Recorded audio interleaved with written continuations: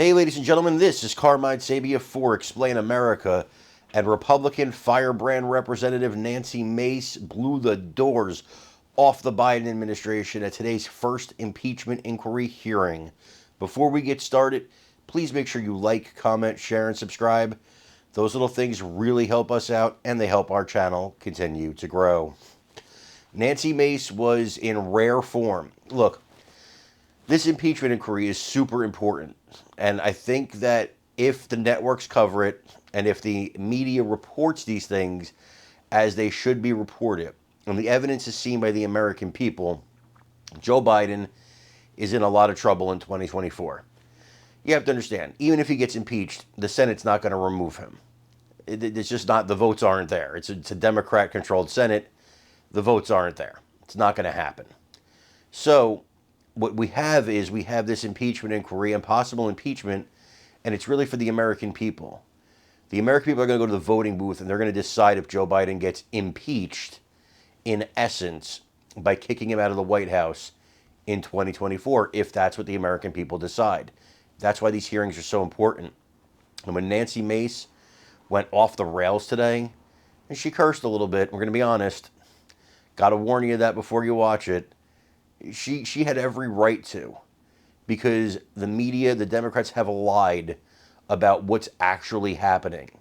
They've lied about what's actually in the evidence. And she let them have it today. Let's take a look. Representative Raskin, he said in 2019, there's no formal constitutional or statutory or even the House rule for how an impeachment inquiry is to begin. And so it means different things to different people.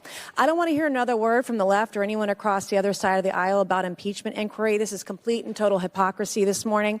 Today, we're going to bring the facts. Today, we are going to bring the evidence. In 2017, the Joe Biden family teamed up with Chinese company CEFC to make millions off of granting access to Joe Biden. Hunter even arranged for Joe Biden to share office space with the CCP-aligned company CEFC. My Democrat colleagues say none of this is relevant because Joe Biden wasn't vice president while his family did these shady deals. Turns out that's complete and total bullshit. It's a lie. Hunter Biden referred to access to his father as the keys to his family's only asset. Those words are going to come back and haunt Hunter Biden and his family forever. Yesterday, the Ways and Means Committee released an FBI memo on the interview they had with Tony Bobulinski, a former Biden partner in crime. I'll read a bit of that right now. The work conducted by CEFC, Gilliar, Walker, Hunter Biden, James Biden, and Yi over the preceding 2 years was discussed in detail. In particular, CEFC was closing significant investment deals in Poland, Kazakhstan, Romania, Oman, and the Middle East during this period of time. Period of time is in reference to the years 2015 and 2016, when guess what? Joe Biden was vice president. As an aside, Rob Walker, in previous testimony, also confirmed that Joe Biden attended a meeting with the head of CEFC. So now we know CEFC was working with the Biden family while Joe Biden was vice president. And I'll continue reading from Tony Bobulinski's report, which says, and I quote Bobulinski, Hunter Biden and James Biden did not receive compensation because Joe Biden was still vice president during this time period. There is a concern it would be improper for payments to be made to Hunter Biden and James Biden by CEFC due to its close affiliation with the Chinese government. Hunter Biden and James Biden both wanted to be compensated for the assistance they had provided to CEFC's ventures. In particular, they believe CEFC owed them money for the benefits that accrued to CEFC through its use of the Biden family name to advance their business dealings. The Bidens, coincidentally, were paid over $1 million by CCP-affiliated Chinese company CEFC shortly after Joe Biden left office as vice president. Now we know why, because it was back pay. I'm going to show another image. This is a text message between Hunter Biden and Gong Wendong, an agent of CEFC.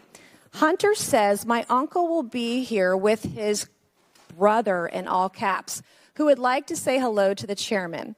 He goes on, Jim's brother, if he's coming, wants to say hello. His uncle's brother. I wonder who that could be. I can't quite figure it out. Hunter puts brother in all caps, and it doesn't take a genius to figure this out, but since I'm not always dealing with geniuses, and Washington, D.C. has been illustrated today, I'll spell it out. The brother of Hunter's uncle, Jim, is Joe Biden.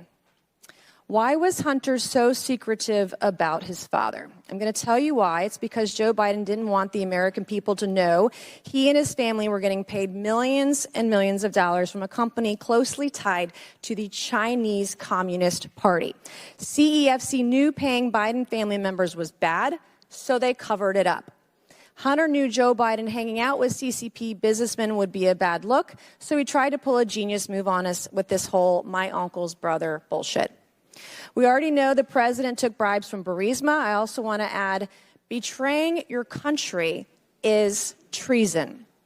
Mr. Chairman, I ask unanimous consent to enter into the record this text message between Hunter Biden and Gan Wangdong and the FBI memo regarding their interview with Tony Bobolinsky, showing Joe Biden's connections to CFC during his vice presidency. Without objection, so ordered. Professor Turley, we got 30 seconds. In your experience in reviewing cases of fraud, do people who are conducting legitimate business usually go through these efforts and hoops to keep their foreign entanglements hidden?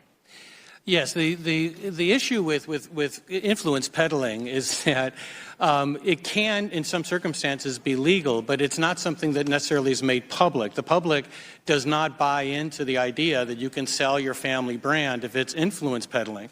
So what happens with influence peddling is that you often have the commission of crimes that conceal it and to take steps so that it's not public. That may include, but it's not necessarily the reason in this case, but it may include the failure to pay taxes, the failure to register as a foreign agent.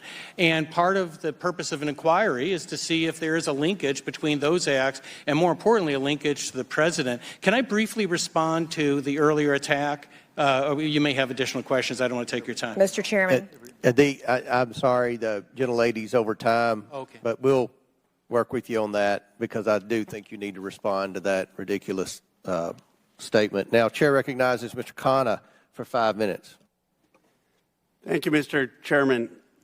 Mr. Turley, you testified or in your written statement about best practices for the House, and you say that it's not legally required for the House to vote to have an impeachment inquiry, but it is a best practice. Now, look, the media and the Democrats are pretending that this is about Hunter Biden on a laptop. It's not. This is all about Joe Biden influence peddling as vice president of the United States. That's what this is about. And did it extend to when he was president of the United States? Did it extend during the 2020 campaign? We don't know. That's the reason for an impeachment inquiry. So when you hear the media and Democrats say they're having an impeachment inquiry with no evidence, tell them to get Webster's dictionary and look up what the word inquiry means. An inquiry means you're looking for the evidence. That's why there's an inquiry.